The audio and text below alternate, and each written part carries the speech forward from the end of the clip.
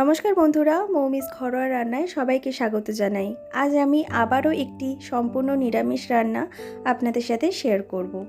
যে রান্নাটি আপনারা যে কোনো পুজোর দিনে বা নিরামিষের দিনে বাড়িতে অনায়াসেই বানিয়ে ফেলতে পারেন। আমার আজকের রেসিপি দহি ক্যাপসি পনির। কীভাবে বানাবেন সেই রেসিপিটি আমি আজকে আপনাদের সাথে শেয়ার করব।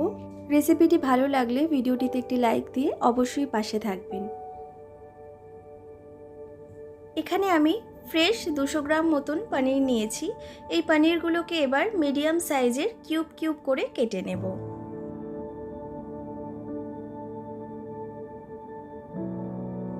পনিরগুলো কাটা হয়ে গেলে এবার আমি এখানে কড়াইতে পরিমাণ মতো সয়াবিন তেল অ্যাড করে পনিরগুলোকে ভেজে নেব ভালোভাবে। পনিরগুলো ভাজার সময় কিন্তু কড়াই অবশ্যই তেলের মধ্যে কিছুটা পরিমাণ নুন অ্যাড করে দেবেন। এতে কি হবে, তলায় পনিরগুলো আটকে যাবে না বা লেগে যাবে না। পনিরগুলোকে প্রায় 3 মিনিট ধরে লো টু মিডিয়াম ফ্লেমে ভেজে নিতে হবে। পনিরের কালারটা ঠিক গোল্ডেন ব্রাউন হওয়া পর্যন্ত এটি ভাজতে হবে। এখানে আমার পনিরগুলো ভাজা হয়ে গেছে। এবার আমি এটাকে তুলে একটা গরম জলের পাত্রে রেখে দেবো। জলটা উষ্ণ গরম হতে হবে, এতে পনিরগুলো সফট থাকবে, হার্ডি হয়ে যাবে না। এরপর আমি একটা পেস্ট তৈরি করে নেব। এখানে প্রায় 50 গ্রাম মতন কাজু কিশমিশ আর প্রায় 150 গ্রাম মতন টক দই আমি এখানে একটা ফাইন পেস্ট তৈরি করে নেব। যেহেতু দহি পনির তাই এখানে দইয়ের পরিমাণটা একটু বেশি লাগবে। এরপর আমি কড়াই পরিমাণ মতন তেল দিয়ে 1 টিস্পুন মতন ঘি অ্যাড করেছি। ফোড়নে দিয়েছি গোটা গরম মশলা। এবার যে পেস্টটা আমি বানিয়ে রেখেছিলাম দই আর কাজু কিশমিশের, সেই পেস্টটা দিয়ে আমি মিডিয়াম টু লো ফ্লেমে ভালোভাবে কষাতে থাকবো। প্রায় 2 মিনিট মতন কষানোর পর এখানে আমি 50 গ্রাম মতন পোস্ত বাটা অ্যাড করেছি।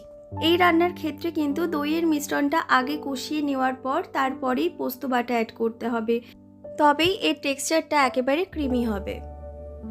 সম্পূর্ণ মিশ্রণটা প্রায় 5 থেকে 7 মিনিট মিডিয়াম টু লো ফ্লেমে কষানোর পর এখানে আমি কালারের জন্য অ্যাড করেছি 1 টিস্পুন লাল লঙ্কার গুঁড়ো আর 4টে কাঁচা লঙ্কা এখানে আমি ভেঙে দিয়েছি। এতে ফ্লেভারটাও খুব ভালো আসবে। এরই সাথে এখানে আমি নুনটাও অ্যাডজাস্ট করে নিলাম। আপনারা আপনাদের স্বাদ অনুযায়ী নুন ঝাল মিষ্টি সবটাই অ্যাড করবেন। এরপর সামান্য চিনি আমি এখানে অ্যাড করব। যেহেতু পনিরের রেসিপি এখানে একটু চিনি যাবেই, আর যেহেতু আরও দই দেওয়া আছে চিনি তো দিতেই হবে, নাহলে টেস্টটা ব্যালেন্স হবে না। পনিরগুলো দেওয়ার পর মশলার সাথে একটু ভালোভাবে নাড়িয়ে চাড়িয়ে এখানে আমি একটা মিডিয়াম সাইজের ক্যাপসিকাম কেটে রেখেছিলাম, সেই ক্যাপসিকামটা এখানে অ্যাড করে দিলাম। ক্যাপসিকামটা দেওয়ার পর মিডিয়াম আঁচে ঢাকা দিয়ে রান্না হতে দিতে হবে প্রায় 3 থেকে 4 মিনিট মতন। গ্রেভির টেক্সচারটা ঠিক এরকম ক্রিমি হয়ে আসবে, তখনই বুঝতে পারবেন যে রান্না একেবারে কমপ্লিট। এরপর ওপর থেকে 1 টিস্পুন মতন শাহি গরম মশলা অ্যাড করে একটু মিশিয়ে নিতে হবে। মেশানোর পর আবারও 1 টিস্পুন মতন গোলমরিচের গুঁড়ো অ্যাড করে এটাকেও খুব ভালোভাবে নাড়িয়ে চাড়িয়ে মিশিয়ে নিতে হবে।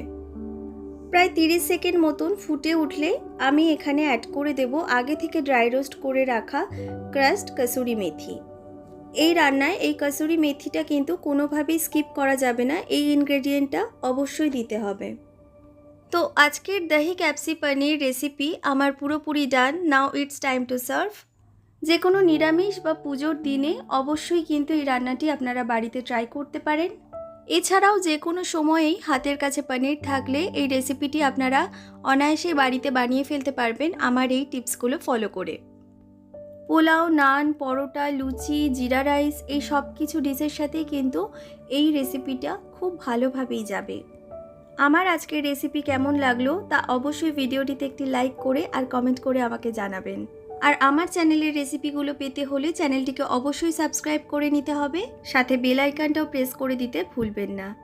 ফিরে আসবো খুব তাড়াতাড়ি অন্য কোনো রেসিপির সাথে। ভালো থাকবেন, সুস্থ থাকবেন।